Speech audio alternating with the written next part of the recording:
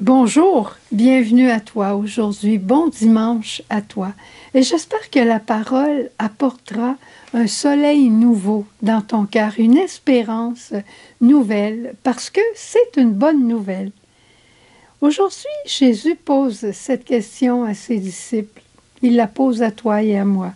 Une question que tu connais. On pourrait facilement passer outre cet évangile en disant « je le connais très bien ». Jésus dit « Au dire des gens, qui est le Fils de l'homme? Pour toi, qui suis-je? » C'est à nouveau que Jésus te pose cette question aujourd'hui. Peut-être y attend-il de toi et de moi une réponse nouvelle, une réponse avec notre cœur, avec nos rêves, avec nos grands désirs. On peut répondre avec notre tête, c'est certain. On peut répondre avec nos connaissances, c'est bien. Puis il y a de la foi à l'intérieur de ça. On peut dire, tu es le Fils de Dieu, tu es le Fils de Marie, tu es le Verbe, tu es le Sauveur, tu es le Rédempteur. Et c'est tout vrai. Mais j'ai trouvé d'autres choses. C'est que quand Pierre répond à Jésus sous le souffle de l'Esprit, tout de suite après, Jésus lui fait des promesses. Il lui promet: tout ce que tu délieras sur la terre sera délié au ciel. Tu seras le chef de mon Église. Sur toi, je bâtirai mon Église. Pas à cause de la sainteté de Pierre, mais à cause de ce que l'Esprit Saint l'avait saisi. Et l'Esprit veut encore nous saisir. Et l'Esprit veut encore faire du nouveau avec nous. Jésus veut encore vivre en nous avec encore plus de force. Il est le Verbe incarné. Et il choisit de vivre en toi, en vivre en moi, qu'importe notre âge. On n'est pas rendu au bout de notre chemin. Et Jésus, aujourd'hui, veut venir vivre en toi d'une manière nouvelle.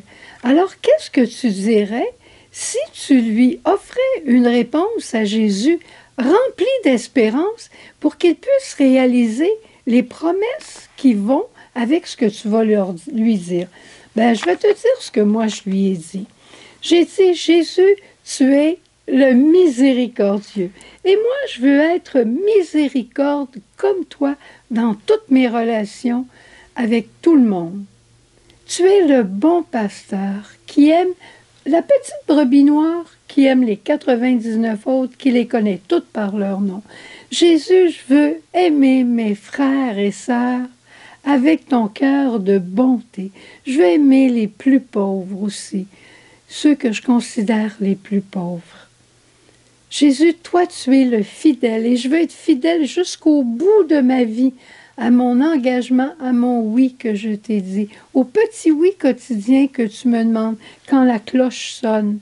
Tu m'appelles. Je veux être fidèle jusque dans ces détails-là. C'est mon rêve, j'y arrive pas toute seule, mais il me semble que si toi tu viens vivre en moi encore davantage, si l'Esprit est en moi encore davantage, ça va aller encore mieux. Et là, tu es la vérité, Jésus.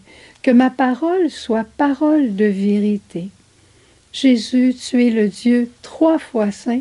Tu m'appelles à la sainteté et moi, je veux être vraiment une sainte et je veux être une sainte contagieuse. Pas une sainte qui va être élevée sur les autels, c'est pas ça qui m'attire, mais une sainte qui va laisser transparaître ton visage de bonté et de miséricorde particulièrement. Jésus n'est pas que notre modèle, mais il est aussi le Verbe incarné qui veut habiter en moi.